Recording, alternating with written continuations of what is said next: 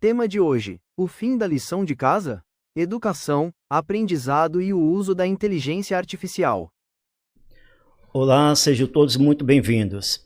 Para falarmos sobre o tema de hoje, recebemos Matheus Strazabosco Rosa, professor de desenvolvimento de jogos e desenvolvedor independente, com experiência na criação de projetos utilizando Unreal Engine.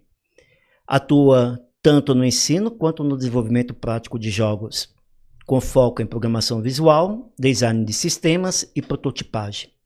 Matheus, seja muito bem-vindo, muito obrigado por ter aceito o convite e se fazer presente aqui no nosso podcast para falarmos sobre o tema de hoje. Obrigado pelo convite, estar aqui. Ok, Matheus. Matheus, você nos fez uma colocação muito interessante. Nós até fizemos essa observação, deixamos aqui para poder comentar nessa entrevista. Você falou que acredita no aprendizado através da experimentação e que esse é um momento excelente para aprender desenvolvimento de jogos e que as ferramentas mudam, as tecnologias evoluem, mas a capacidade de criar, aprender e de se adaptar continua sendo o que diferencia bons profissionais. Amamos essa tua colocação. O que a gente deseja é que você possa complementar ou aprofundar exatamente essa sua colocação, começando pelo o aprendizado pela experimentação. Porque nós fizemos uma relação com a entrevista anterior. Sim. Na entrevista anterior a gente comentou exatamente a necessidade do aprender com erros e acertos. E que foi comentado com o professor Wagner e com o estudante de matemática João Pedro. Quem não assistiu o episódio anterior, por favor, pode conferir que vale a pena.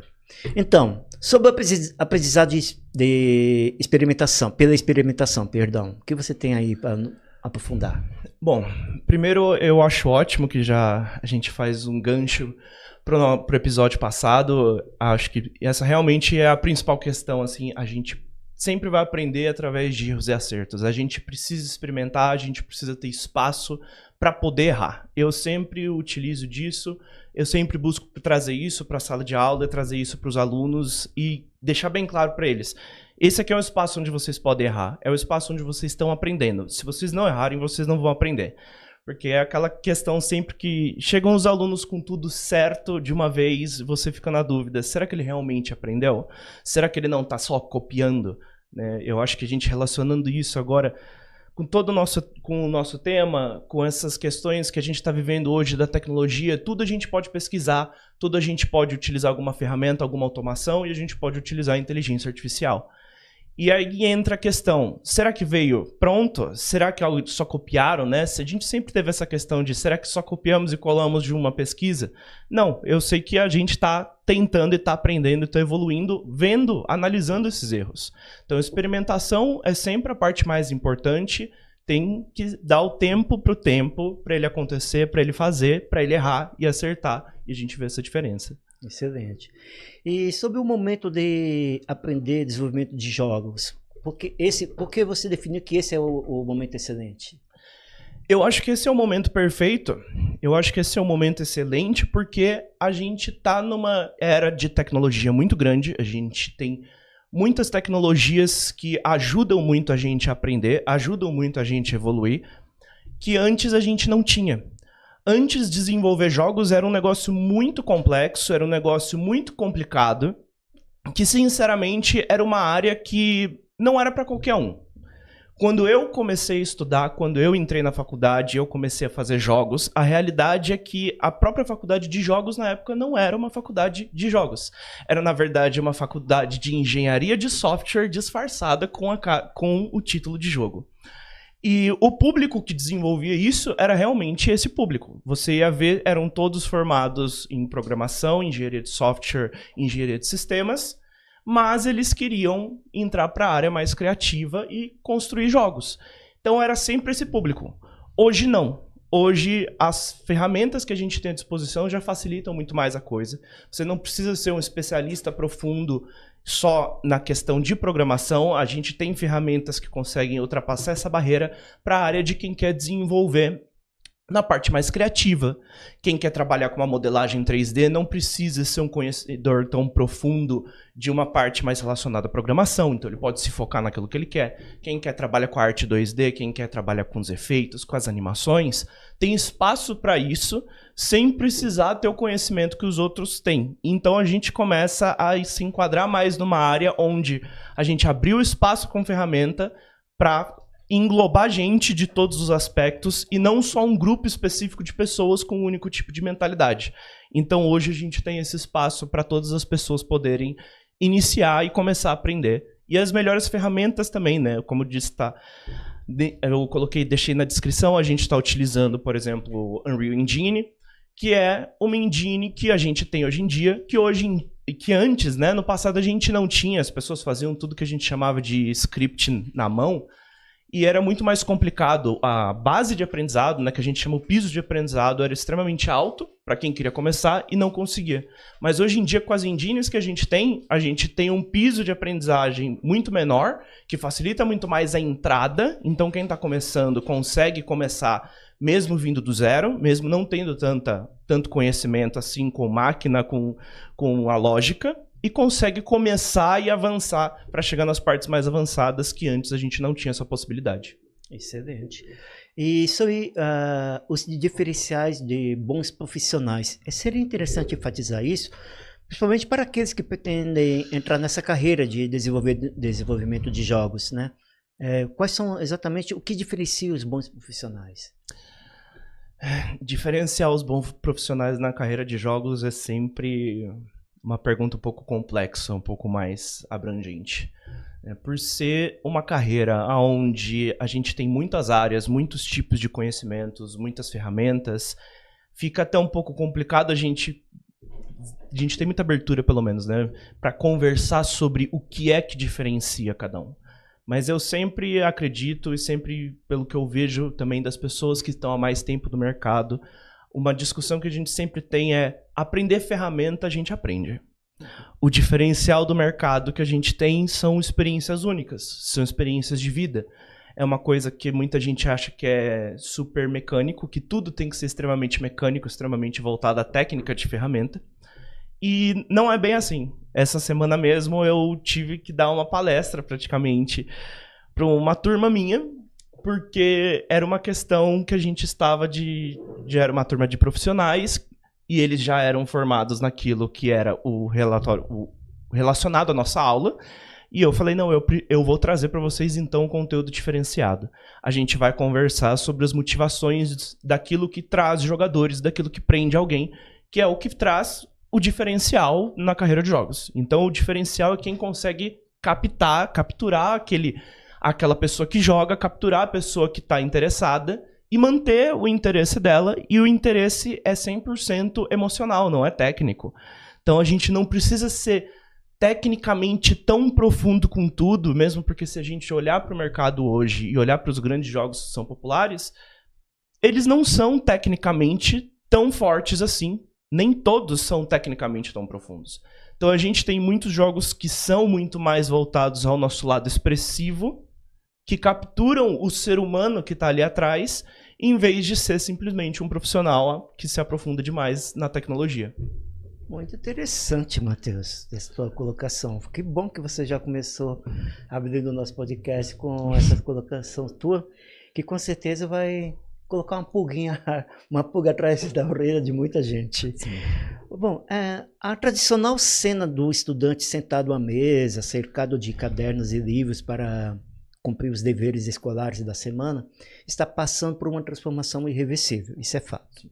E o avanço vertiginoso das ferramentas de inteligência artificial, capaz de resolver equações complexas e redigir ensaios profundos em segundos, trouxe um questionamento inevitável para o centro do debate pedagógico.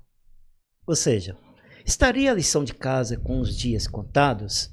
Mais do que uma simples mudança na rotina dos alunos, a popularização da IA coloca em xeque os métodos tradicionais de avaliação e a própria definição de aprendizado. Agora, mais um textinho que vamos falar que, diante desse cenário, o grande desafio da educação contemporânea não é proibir a tecnologia, mas sim reinventar o papel das tarefas extraclasse, transformando-as em pontes para o pensamento crítico, a criatividade e o uso ético das novas ferramentas digitais. Agora a pergunta é, se as máquinas agora conseguem entregar todas as respostas prontas, o que passa a ser, de fato, o ato de aprender na era artificial, da inteligência artificial? Bom, vamos lá, aqui tem muita coisa para falar a respeito e eu preciso trazer, acho que, mais histórico a respeito disso.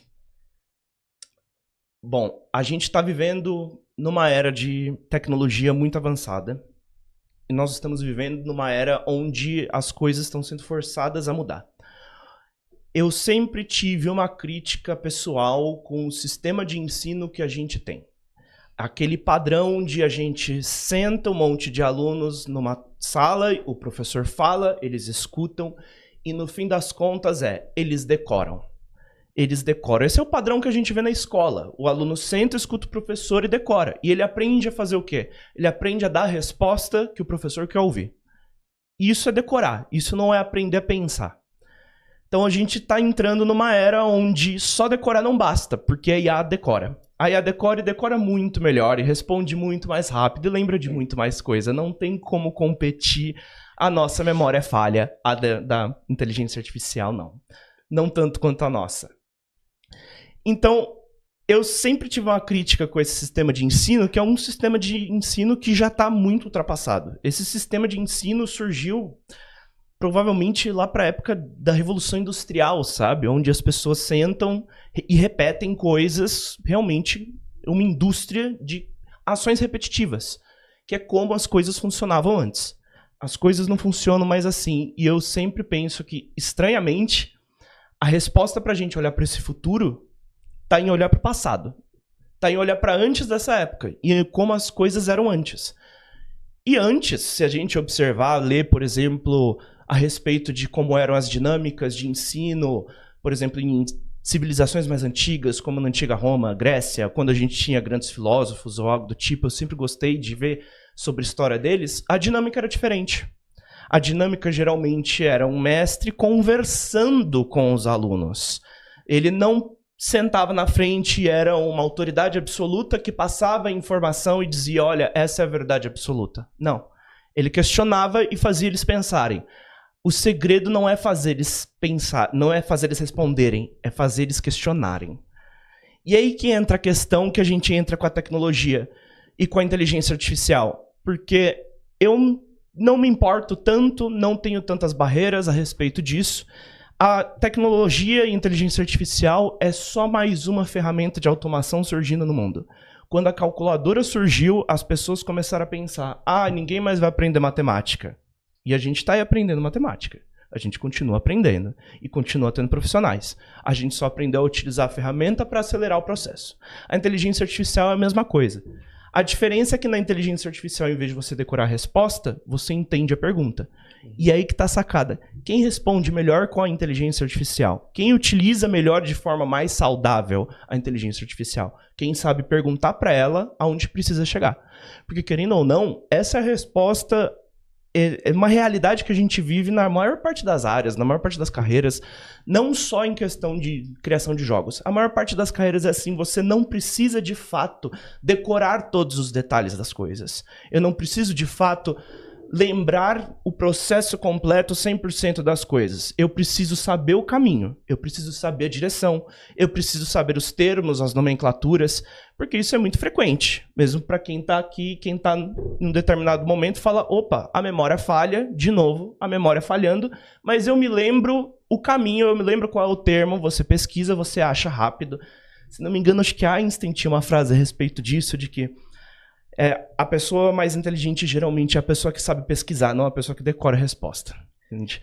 E a inteligência artificial é uma ferramenta de pesquisa. É a nova ferramenta de pesquisa que pesquisa mais rápido. Então, a gente tem que aprender a perguntar E a gente acaba vendo quem sabe pensar, quem aprende a pensar, quem aprende a perguntar, e quem aprende a perguntar, pergunta para a informação que está lá num banco de dados. Querendo ou não, a gente já tem todas as informações num banco de dados, num livro, em alguma nuvem na internet, e a informação está aí. Quem aprende a procurar é quem realmente aprende, e quem aprende a pensar. Então a gente está numa era onde a gente tem que voltar a pensar e parar de decorar de novo. Entendi. As pessoas, eu acho que elas estão, ao contrário do que muita gente pensa que a gente vai regredir, eu acho que não, a gente vai avançar, porque a gente não vai simplesmente decorar um script e a hora que as coisas saem do script, como é que faz? Elas têm que aprender a dar a volta. E isso que as pessoas estão aprendendo hoje em dia. Nossa, muito interessante, Matheus. Estou gostando de ouvir as tuas palavras. O que podemos ver é o que já se prevê, ou seja, como sempre na cultura do Brasil, agir tardiamente. Já se sabia que a IA seria integrada na rotina humana, deixar a coisa acontecer para depois agir. Sabemos que geralmente nem sempre corresponde ao que de fato convém. É cultura brasileira, né? Isso meus avós, meus pais já falavam, e a gente sabe que deixa as coisas acontecerem para depois tomar a providência. Sabia que a IA estaria aí. E até agora que estou começando a tomar alguma providência em relação a isso, ao uso da IA. Porém, espero que não, mas a tendência é que não vai corresponder à expectativa como de fato deveria ser, certo? Sim. Como os professores de desenvolvimento de jogos podem equilibrar o ensino das competências tradicionais de programação e arte com a necessidade inevitável de treinar os alunos no uso de ferramentas de inteligência artificial generativa? Sim. Aí a gente entra, antes de tudo, é uma coisa que eu sempre vejo muito debate, eu sempre vejo muita gente falando a respeito, e principalmente, né, sempre que a gente tem esse tipo de assunto chegando, esse tipo de tecnologia chegando, existem muitas pessoas que são tão contras que só de ouvirem o nome inteligência artificial, elas já entram em recusa, né? Elas já entram automaticamente em recusa. Eu, desde o princípio, desde o começo que começou essa história de inteligência artificial, eu tentei não pensar muito a respeito de o que eu acho, o que eu não acho, porque a realidade é, o que eu acho não importa. A tecnologia tá aí, ela vai vir e ela vai entrar e ela vai assumir o controle. Eu vejo muita gente falando assim, não, isso aí é errado, isso aí não é bom, a gente não vai aprender, eu não vou usar. Você não vai usar, mas o seu colega do lado vai. Você não vai usar, mas o cara que vai competir contigo numa entrevista vai. E quem vai passar? É quem sabe usar. Não importa se a gente tenha muitas discussões a respeito de qualidade, a respeito de aprendizado, a resposta é, ela vai estar aí. Ela vai estar presente. E a gente tem que aprender a lidar. Então a gente entra na questão. Se ela vai estar aí, ela vai estar presente, não adianta ficar lutando contra, certo? Eu vou nadar contra a correnteza. É uma coisa que eu vejo, especialmente com os meus alunos mais novos, eles já têm o hábito de usar. Eu chego em aula e eles estão com inteligência artificial aberta na página do lado. Não tenho como segurar, não tenho como impedir. Mas aí eu acho que já entra uma questão muito grande que muitos já me perguntaram desde as primeiras aulas. Professor, posso usar IA? E aí a gente começa a pensar. Pode. De uma maneira construtiva, de uma maneira consciente. Pode. Primeiro de tudo, não pede para ela fazer para você o que você devia fazer. Se você está na aula para aprender a fazer um modelo, para aprender a fazer uma arte, para aprender a desenhar, é para você desenhar, não para ela desenhar. Mas você pode usar para fazer uma pesquisa? Pode. Você pode usar para aprender um comando da ferramenta que você está utilizando? Com certeza. Você pode usar ela para lembrar de atalhos e tipo de coisas que a gente usa o tempo todo? Pode. Então eles usam o tempo todo. Eles usam sempre e eu já instruo eles desde o começo. Eu não quero que vocês gerem coisas para vocês.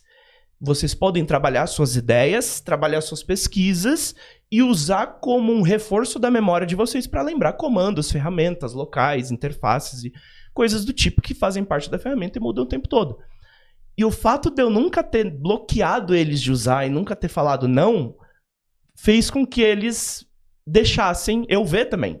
Então a diferença é, Eu não preciso nem perguntar pra eles se eles fizeram ou não com IA, mesmo porque eu também conheço, eu sei quando eles fizeram. Eu sei quando eles utilizaram, eu conheço bem.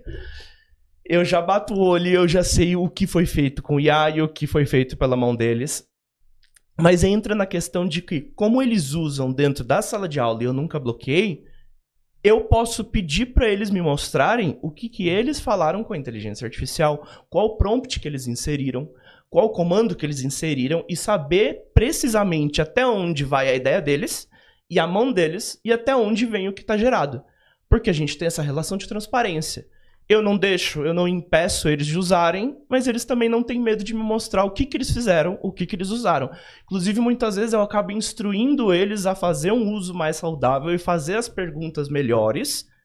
Falo que ajudem eles a aprender em vez de jogar na mão da máquina e deixar a máquina fazer. Então eu sempre tenho essa ideia, ó, a máquina tá aqui para te ajudar a aprender e não para fazer por você.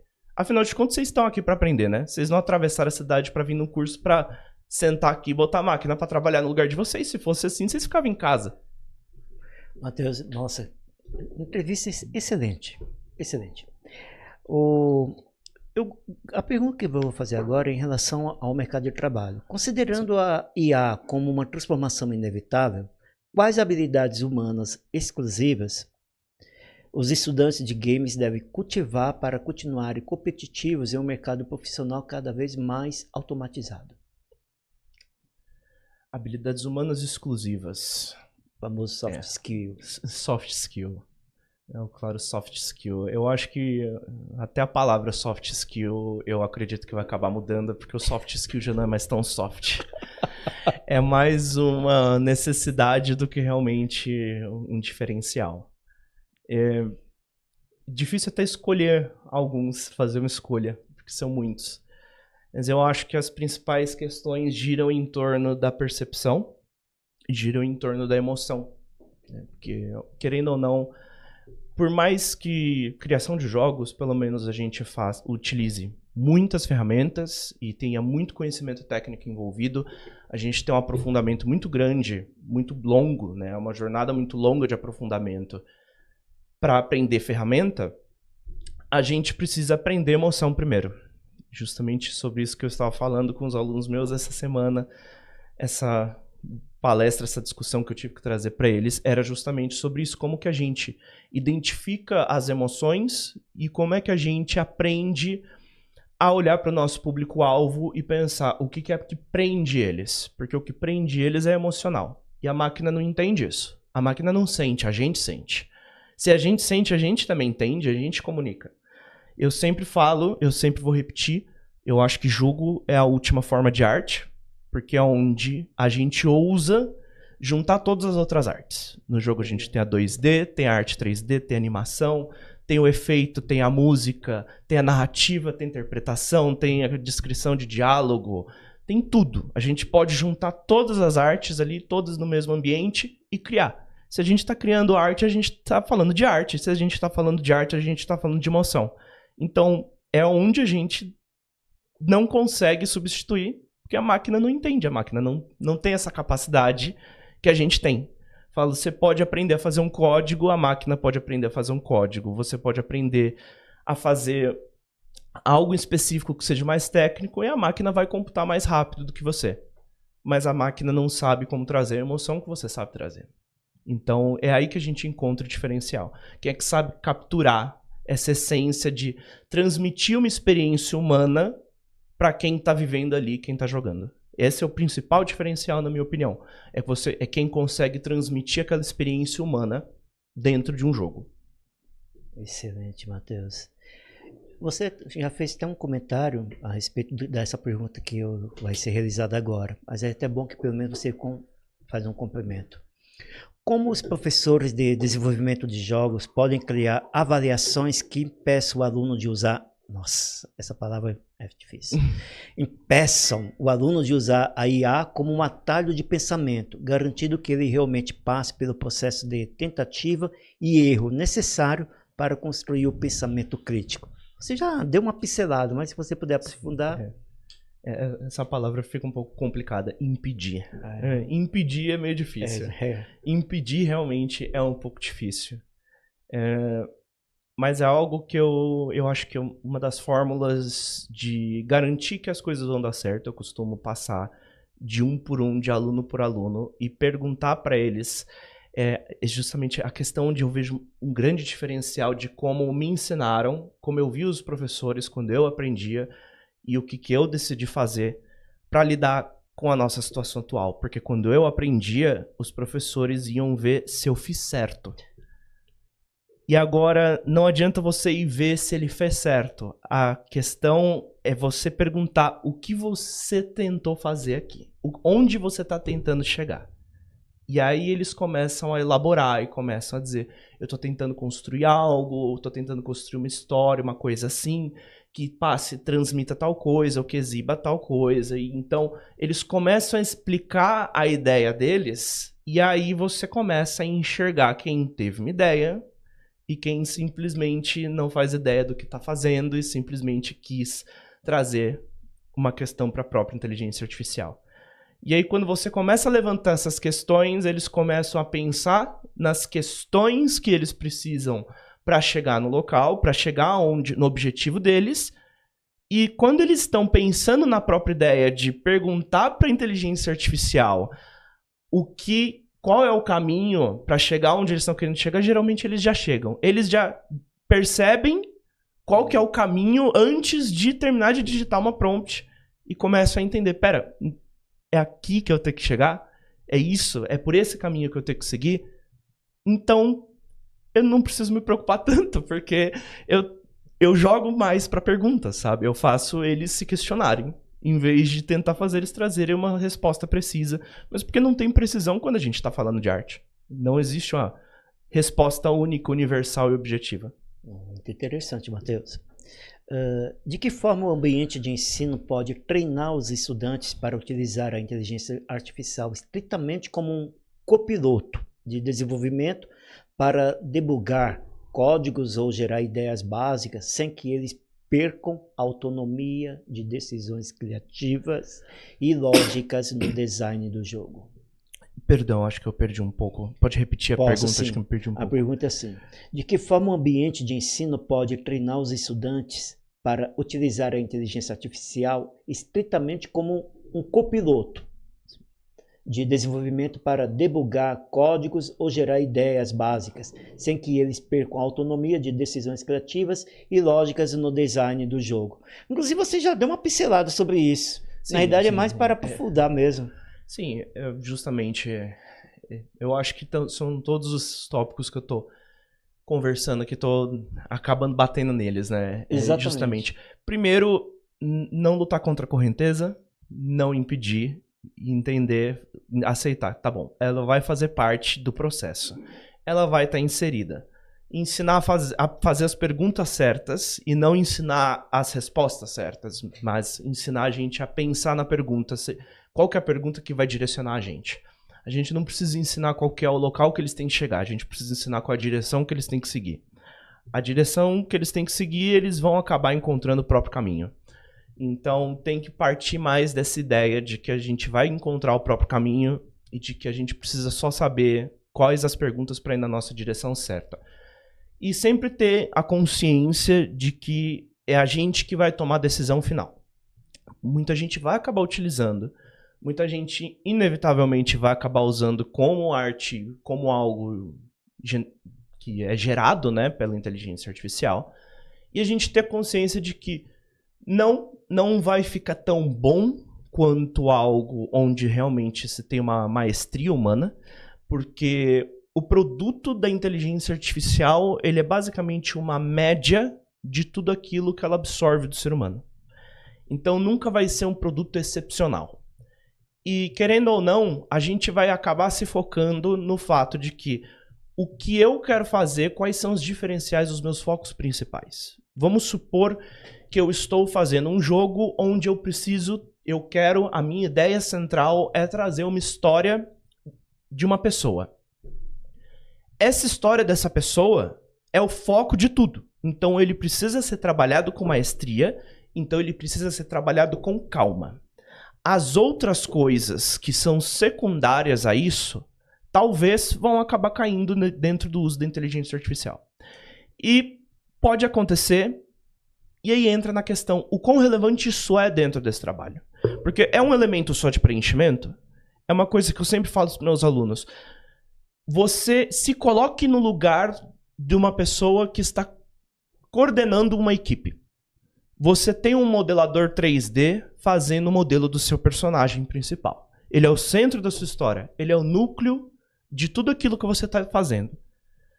Você quer que o seu modelador 3D passe uma semana a mais refinando esse personagem, refinando essa história, trazendo mais vida para ele, trazendo mais emoção para ele, ou você quer tirar ele desse trabalho principal para colocar ele para produzir um modelo 3D de um conjunto de samambaias que vão entrar dentro de um cenário de um quintal que vai aparecer por 30 segundos dentro do seu jogo?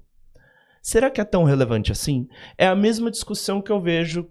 Essa discussão, na verdade, eu tive com alunos não por conta de inteligência artificial, mas por conta de utilização de assets externos, né? A gente compra assets do mercado que a gente tem online, principalmente existe o mercado na engine mesmo, o mercado da Unreal, e a gente compra assets terceirizados de pessoas e muitos alunos me perguntam, é válido esses assets? As pessoas utilizam esses assets que vêm de fora? Porque aquele assets que eu comprei, que vem um conjunto de modelos, por exemplo, de coisas que são preenchimento de cenário. Eu compro assets que são modelos de, sei lá, bancos que preenchem um cenário, um conjunto de mesas e cadeiras para eu preencher dentro do meu cenário. Ah, mas isso vai aparecer em outros jogos e vai ser literalmente igual. É válido usar? É claro que é. Que diferença vai fazer? Você precisa de uma cadeira. Deixa o seu modelador trabalhar naquilo que é foco. Entende? Deixa a ferramenta complementar aquilo que não é tão importante e deixa o ser humano focar naquilo que ele precisa focar. Porque o nosso maior problema hoje em dia, na civilização que a gente está vivendo, na mentalidade que a gente está vivendo, é tempo. E querendo ou não, as pessoas usam muito a IA justamente porque ela é mais rápida. Então, a ideia é, use a ferramenta para abrir mais tempo para o ser humano trabalhar naquilo que é o foco. Perfeito. É como você mesmo falou, de repente o que você já está falando conosco aqui, já está respondendo praticamente todas as perguntas que nós elaboramos. Ok. Tá, a pergunta é, quais estratégias práticas os professores podem adotar para ensinar os alunos a usarem a IA como motor de busca e brainstorming, sem que aceitem as respostas como verdades absolutas, desenvolvendo o hábito de checar fontes e validar dados? Eu acho que a própria pergunta já traz uma das respostas, né? Exatamente. Desenvolver o hábito de checar fontes Exatamente. E validar dados. Eu acho que muitas das outras partes já foram mencionadas, mas aqui eu acho que tem mais um ponto que eu acho que é importante. Como é que a gente utiliza, né? Como é que a gente faz? A gente tem que utilizar a IA, um bom uso de IA, que eu acho que muita gente acaba não fazendo. Em vez de você utilizar a IA para construir uma ideia para você, para construir uma coisa para você, você tem uma ideia e você mostra a ideia para a IA, em vez de você perguntar para a IA se aquilo tá bom, porque ela vai falar que tá, ela é projetada para ser uma pessoa, ter a personalidade de uma pessoa que vai concordar com tudo que você diz, ela sempre vai falar que tá bom, você pergunta o que tá faltando ou onde isso aqui pode quebrar. Isso é uma questão que as pessoas falham muito. Não pede para a IA procurar sua ideia central, pede para a IA te ajudar a achar os pontos cegos que você não enxergou. Porque a minha história pode estar maravilhosa, o meu projeto pode estar maravilhoso, a minha planilha pode estar maravilhosa, mas será que não tem aquele detalhezinho que eu esqueci? Pede para ela dar uma checada se não tá faltando alguma coisa, que geralmente ela vai te apontar se não tem um detalhe faltando. Muito interessante. Eu, inclusive, acho que a maioria das pessoas não sabe disso, né? Sim, não é um uso muito comum. Perfeito. Bom, como estruturar projetos de desenvolvimento de jogos onde a IA atue apenas na fase de refinamento ou mentoria, garantindo que a base conceitual e a lógica estrutural do jogo tenham sido criadas genuinamente pelo estudante?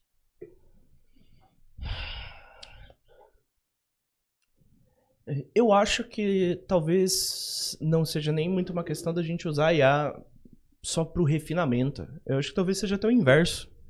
A gente pode discutir ideias, discutir conceitos com IA. Isso é uma coisa que a gente faz muito dentro de jogos passar um grande período no início discutindo conceitos. Então, às vezes a gente vai fazer, por exemplo, um desenho de um personagem, a gente faz 5, 6, 7, 8 versões do mesmo personagem para decidir como é que ele vai ser no final. E ajudar a IA nessa fase. A IA ajuda bastante nessa fase conceitual também. Você pode ter ideias, ela pode te ajudar a complementar as ideias, como eu disse, ajudar a ver os pontos cegos daquilo que você não pensou ainda, não previu que poderia dar uma falha. Jogam vários conceitos e aí você começa a escolher. Então você instrui os estudantes a... Você pode até utilizar a IA para te ajudar a fazer diversas variações de conceitos, mas a decisão final tem que ser sua. E o refinamento final também tem que ser seu. Eu acho que se o refinamento final for seu, a gente evita de que a IA faça o trabalho todo e evita de que a pessoa não aprenda também. Porque mesmo que a IA tenha processado muita coisa, para você refinar essa coisa no final, você precisa processar aquilo que ela fez, né? Então você precisa analisar tudo aquilo que ela fez antes de validar.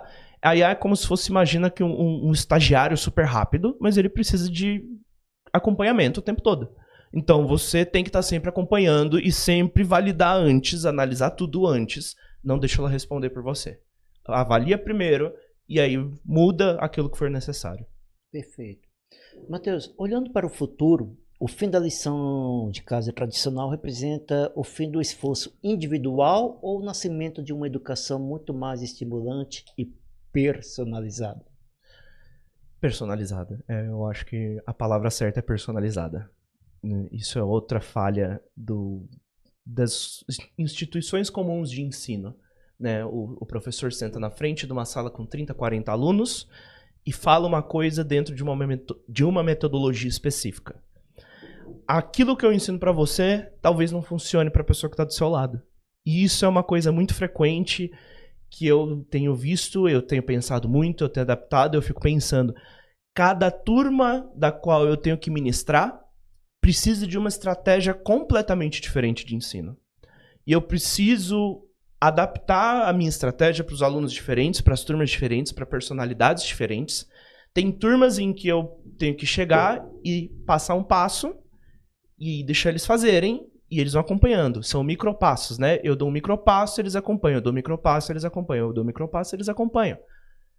Tem uma turma especial minha que é super agitada. Eu tenho que passar 15 passos de uma vez e deixar eles fazerem. E eles têm que ter liberdade.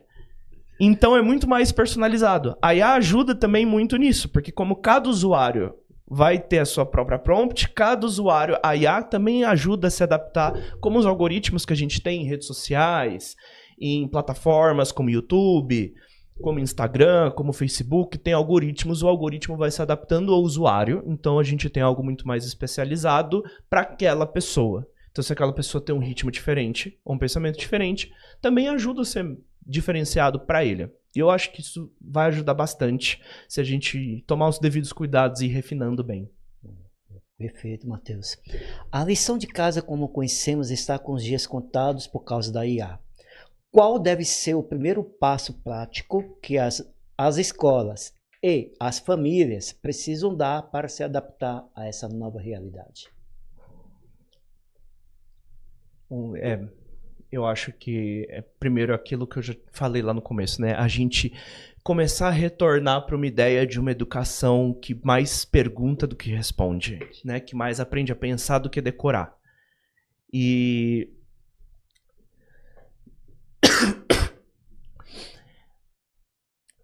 perdão, eu me perdi um pouco no pensamento. Eu quero que você faça a pergunta, Perfeito. por favor. A lição de casa, como conhecemos, está com os dias contados por causa da IA. Qual deve ser o primeiro passo prático para que as escolas e as famílias precisam dar para se adaptar a essa realidade? Sim. Não. Bom, a gente tem essa questão, eu acabei de falar, a gente faz primeiro pensa, né, ensina a pensar. E outra questão que eu acho muito importante, uma coisa que eu costumo trazer, é trazer algo mais criativo. Eu não costumo olhar, por exemplo, para os meus alunos e falar assim, faça especificamente isso. Porque no momento em que eu digo para um aluno, faça especificamente esta coisa, falo para ele, ó, faz um modelo de uma árvore e me traz para eu ver se você sabe fazer. Ele pode chegar em casa, utilizar a IA e falar para a IA a mesma coisa que eu falei para ele. Faz o modelo de uma árvore. Em vez de eu falar para ele, faça essa coisa específica, eu falo para ele, não, eu quero que você faça uma coisa e me traga, me apresente a sua ideia. E eu não digo para ele que ele tem que fazer uma árvore, ele vai fazer uma árvore se ele quiser. Se a ideia de fazer uma árvore surgir, veio dele. Então ele tem que pensar, putz, qual que é a ideia? Mesmo que ele queira perguntar para a IA como é que faz algo, ele tem que pensar primeiro o que eu quero trazer. E ele vai ter que apresentar qual que é a ideia dele. Boa estratégia. Desculpa. Em uma única frase. A inteligência artificial veio para libertar o aprendizado do aluno ou para acomodá-lo? Para libertar. Eu acho muito mais para libertar. Você tem essa visão, Matheus? Eu tenho sim essa visão que é muito mais para libertar. E eu falo, independente do que as pessoas pensem, eu costumo sempre fazer anotações das aulas, fazer anotações dos alunos de como é que as coisas estão acontecendo. E eu vejo, fica muito claro para mim que os alunos que geralmente estão trabalhando com o IA do lado, eles estão desenvolvendo mais rápido. Eles estão crescendo mais rápido. Eles estão aprendendo mais rápido. Eles respondem extremamente rápido, é incrível, assim. E como é que eu vou discutir a respeito disso, sabe? A gente pode, aquela questão contra fatos não há argumentos, e é fato. Eles estão crescendo mais rápido, só não vê quem não tem o dado para isso. E eu coletando dados dentro das próprias aulas, acompanhando ao longo de meses, tô vendo, cara, tá ficando muito explícito que eles são mais rápidos. Não tenho mais como negar isso. Perfeito. Qual o conselho fundamental que você daria hoje para o estudante de games que se sente ansioso ou inseguro diante do avanço rápido da inteligência artificial? Porque tem aqueles que parecem que têm medo da IA. Eu acho que tá todo mundo com medo da IA, né? Tá todo mundo com medo da IA. Eu acho que ele tem que olhar mais para a IA como uma ferramenta amigável para ele do que como um competidor. Enquanto a gente olhar para a IA como um competidor no mercado, a gente vai ter medo. Falando assim, se eu trabalhar junto com ela, eu não tenho que ter o pensamento de que ela vai me substituir. A gente tem que ter o pensamento de que eu vou trabalhar junto com ela para avançar. E é justamente, a gente volta naquele tópico que eu falei. Se você estiver numa entrevista de uma empresa, de um emprego, provavelmente a pessoa que utiliza IA, a pessoa que está mais adaptada à ferramenta, vai passar na sua frente. Então, é a sua questão. Você quer ser inimigo da ferramenta e ficar para trás, ou você quer ser o cara que vai trabalhar junto com ela? Porque ela vai trabalhar junto com você. No fim das contas, ela vai trabalhar junto com alguém, porque a IA sozinha, ela não tem um objetivo. Ela não tem muito para onde ir. É alguém que está por trás dando comando. Existe alguém sempre por trás dando objetivo do que tem que ser feito. Ela não tem um objetivo sozinho porque ela não tem vontade própria. Então, a gente tem que mudar essa visão de parar de enxergar a IA como um inimigo. Entendi. Olhando para os próximos anos, qual é o principal legado ou lição que você espera deixar para essa nova geração de desenvolvedores que já nasce dividindo espaço com a inteligência artificial?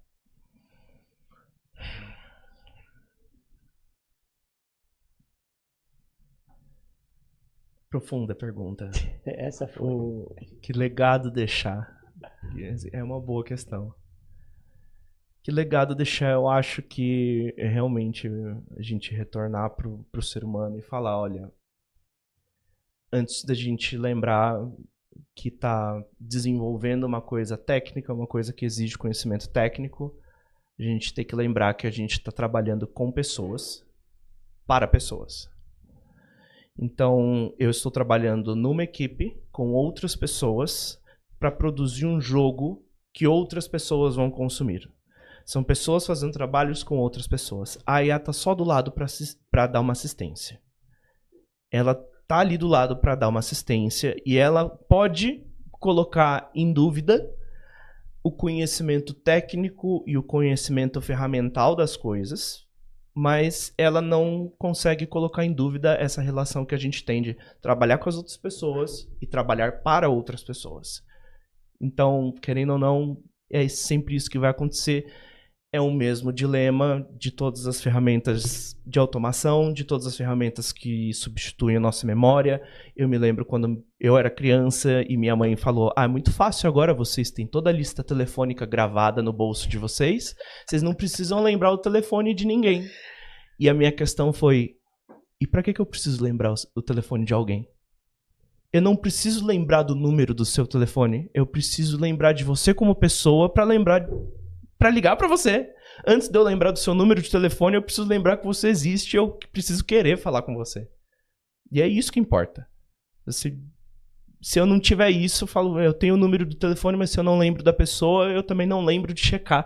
É uma coisa que eu sempre falo para as pessoas, não adianta eu fazer uma anotação se eu esquecer até da própria anotação, sabe? Não adianta eu ter a ferramenta para fazer uma coisa por mim se eu esqueço que aquilo tem que ser feito. Então, eu tenho que lembrar de quem. Lembrar de quem antes de lembrar de como. Perfeito. Matheus, estamos chegando aos nossos momentos finais e agora você tem... Se quiser compartilhar seu contato, pode, fica à vontade. E se quiser fazer mais alguma a colocação final, fica-se também à vontade, tá bom? Eu acho que eu já expressei a maior parte do que eu precisava, do que eu queria. Poder expressar minha opinião aqui já é um grande espaço, acho já uma grande oportunidade, poder mostrar aquilo que eu penso e mostrar para as pessoas. Eu acho que o importante não é falar de mim, mas a gente falar das pessoas e do futuro delas. O meu contato, a gente pode colocar eu só tenho uma página, só costumo utilizar uma página do ArtStation com algumas artes, alguns trabalhos. Eu não sou muito ligado a isso, eu não sou muito ligado à questão que eu falo de currículo e tudo mais, porque independentemente de como for, não dá para resumir a pessoa com quem a gente está trabalhando dentro de uma página ou dentro de um currículo. É muito pouco para dizer a respeito. Se alguém já ouviu até aqui, já me conhece muito mais do que qualquer contato. Muito bem, Matheus. Muito obrigado por ter aceito o nosso convite. E mais uma vez também somos gratos por você estar presente aqui conosco. E o contato do Matheus estará disponível na descrição desse episódio. Matheus, gratidão. Eu que agradeço. Amei a sua entrevista. Vai ficar na minha recordação, pode ter certeza disso. Não vou esquecer dessa entrevista. E a vocês que estão acompanhando essa entrevista, fica à vontade para compartilhar e bem como também seguir nas nossas redes sociais. Muito obrigado, até a próxima. Gratidão a todos. Mais um minuto.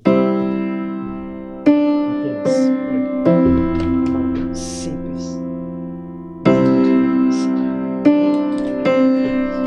Obrigado, Matheus. Valeu mesmo, cara. Pode abrir? Ou fica à vontade. Pois. À vontade. Tô ansioso.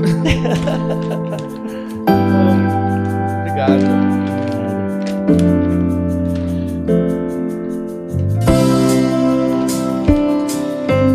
Caneca do podcast. Obrigado. Vou usar para tomar café no trabalho. Obrigado. Depois eu dou uma outra do novo. Isso daí é só uma história final do anterior. Obrigado. Obrigado a você, Matheus. Foi gratidão mesmo. Uma entrevista maravilhosa. Espero que fique bom. Obrigado.